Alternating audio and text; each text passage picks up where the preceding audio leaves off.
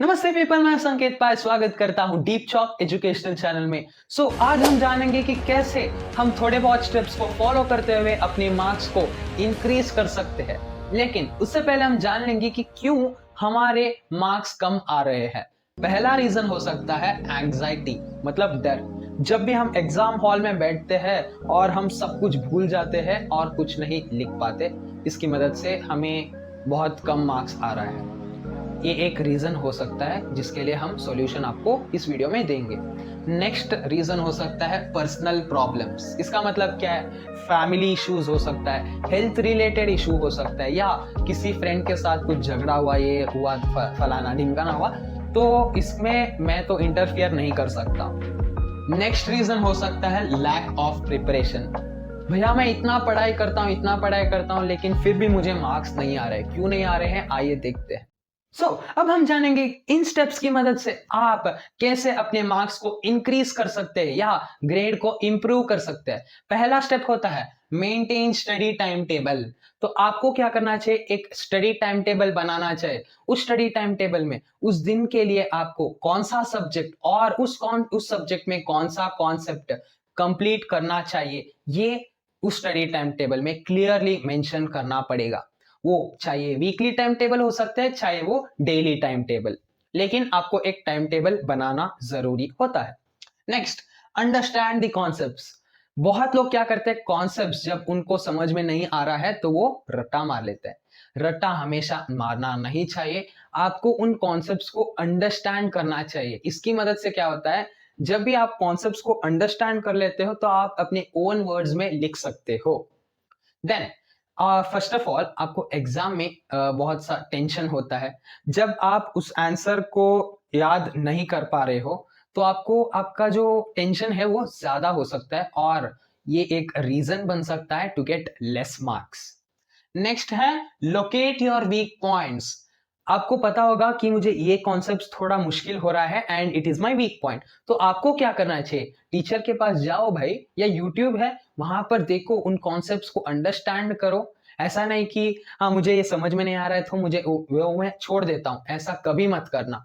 हर एक कॉन्सेप्ट को अंडरस्टैंड करो, चाहे वो टीचर की मदद से, चाहे वो यूट्यूब की मदद से, और अपने वीक पॉइंट्स की ऊपर थोड़ा काम करो, ठीक है? उसे इग्नोर कभी मत करना।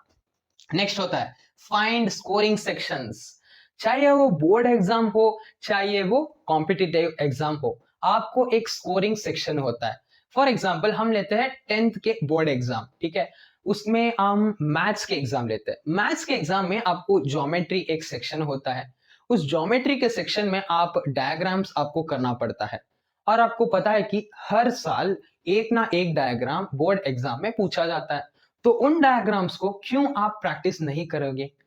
Practice those concepts which are repetitive, ठीक है? उसकी मदद से क्या होगा, आप अपने मार्क्स को इंक्रीज कर सकते हो, क्योंकि वो क्वेश्चंस हमेशा के लिए हर एक साल आ ही जाता है। और आप थियरम्स भी आप चाहे तो ऐसा ही कर सकते हो। हर साल थियरम्स आता 100% है, ये भी आपको पता है। तो आप क्यों उसे प्रैक्टिस नहीं कर रहे हो? उन थियरम्स को, उन कॉन्सेप्ट्स को जो रिपीटेटिव है, उसे प्लीज कॉन्सेप्ट्स को फॉलो करो, प्रैक्टिस करो, जिसकी मदद से आप अपने मार्क्स या ग्रेड को इंक्रीज कर सकते हो। नेक्स्ट स्टेप है डोंट नेग्लेक्ट इंग्लिश, हिंदी और रीजनल लैंग्वेज। जब मैं स्कूल में था, मेरा इंग्लिश मीडियम था। I was in a English medium school. तब क्या था मेरा कि I had a very good grip on English language. वैसे ही आपको करना चाहिए। अब आप हिंदी मीडियम में पढ़ रहे हो तो आपको हिंदी लैंग्वेज में आपको एक ग्रिप रहना चाहिए, चाहे वो रीजनल लैंग्वेज भी हो सकता है। मान लो कि आप कन्नड़ा मीडियम में पढ़ रहे हो तो आपको कन्नड़ा लैंग्वेज के ऊपर एक अच्छा ग्रिप रहना चाहिए, so that you can write your own answers. जब आप बाय हार्ट मारते हो तब आप ओन आंसर्स नहीं लिख सकते हो। जब आप कॉन्सेप्ट्स अंडरस्टैंड करते हो और आपको लैंग्वेज के ऊपर ग्रिप है तो आप अपने ओन आंसर लिख सकते हो। इसकी मदद से क्या हो जाता है, जब आपको कॉन्सेप्ट्स पता है और आप उसे आंसर की फॉर्म में लिख सकते हो जो इवैल्यूएटर एक्सपेक्ट कर रहे हैं आपसे, तब आपको मार्क्स मिल जाता है आसानी तरीके से। नेक्स्ट स्टेप होता है क्रिएट योर स्टडी नोट्स या स्टडी मटेरियल्स। आप अपने ओन स्टडी मटेरियल्स को बनाओ। इसकी मदद से क्या होता है, आप जब आप नोट्स बनाते हो तो आपको पहले कॉन्सेप्ट्स अंडरस्टैंड करना पड़ेगा, which will help you in increasing marks. और स्टडी नोट्स के बारे में मैंने एक वीडियो बनाया है, प्लीज उस वीडियो को देखिए। वहां पर मैंने कहा कि कैसे आपको सिंपल तरीके से सिंपल नोट्स बनाना चाहिए, तो प्लीज उस वीडियो को डिस्क्रिप्शन बॉक्स में दिया गया है, उसे देखिएगा। नेक्स्ट होता है practice sample papers and attend mock test. ये एक बहुत ही इंपॉर्टेंट रीजन हो सकता है which can increase your marks.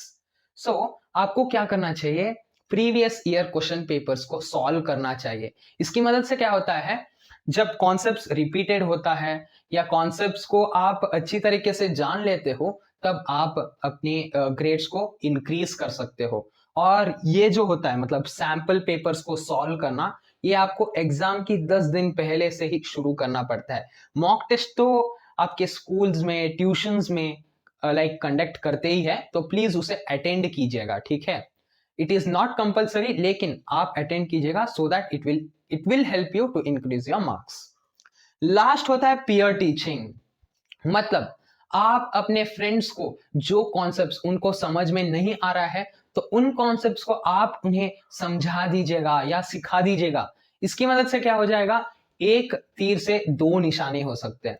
पहला, तो आप अपने फ्रेंड को सिखा रहे हैं तो उसको वो कॉन्सेप्ट अंडरस्टैंड हो रहा है। सेकंड, आपको भी वो कॉन्सेप्ट रिवाइज हो रहा है, तो आपको क्या करना चाहिए, you can also peer teach anyone, peer teach your friends। आपने ये स्टेप्स को जान लिया है और ये स्टेप्स फॉलो करते हुए आप अपने मार्क्स को इंक्रीज कर सकते हैं, ये तो 100% श्योर है। यस! लेकिन जाने से तो कुछ नहीं होगा, आपको भी मेहनत करना होगा। कि मतलब क्या है, आपको भी जब भी आप पढ़ाई करते हो इन स्टेप्स को फॉलो कीजिएगा, तब मैं कह सकता हूं कि 100% आपका मार्क्स एटलीस्ट इंक्रीज तो हो ही सकता है। ये बोलते हुए हम अपना वीडियो यहां पर खत्म करेंगे और मिलेंगे अगले वीडियो में। अगर आपको ये स्टेप्स अच्छा लगे तो लाइक कीजिएगा और काम में आ जाए तो सब्सक्राइब कीजिएगा। Thank you people.